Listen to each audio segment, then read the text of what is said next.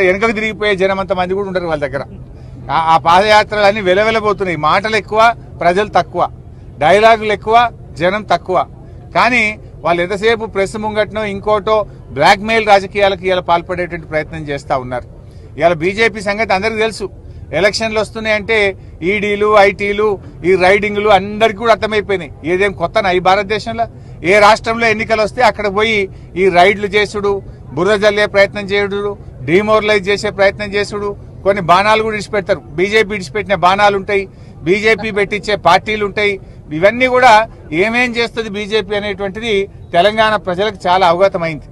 మీరు ఎక్కడన్నా ఉత్తరప్రదేశ్లో, బీహార్లలో మీ మీ బాణాలు, మీ పార్టీలు, మీ కుట్రలు, మీ ఈడీలు, ఐటీలు నడిచినేమో కానీ ఇది ఉద్యమాల గడ్డ ఈ తెలంగాణ. ఈ తెలంగాణలో అటువంటివి జరగవు. మాకు ఇవేం కొత్త కావు. ఆనాడు సమైక్య రాష్ట్రంలో ఆంధ్ర పాలకులు చాలా కేసులు పెట్టిండ్రు, చాలా సార్లు అరెస్ట్ చేసిండ్రు, ఎన్నో అణచివేతలు మా మీద పెట్టినా తెలంగాణ కోసం నిక్కచ్చిగా నిలబడి కేసీఆర్ నాయకత్వంలో తెలంగాణ సాధించడం.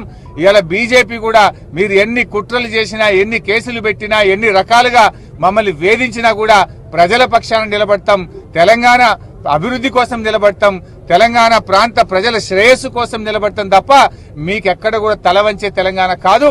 ఇది ఖచ్చితంగా గట్టిగా పోరాడతాం, ప్రజల పక్షాన నిలబడతాం, ఈ రాష్ట్రం కోసం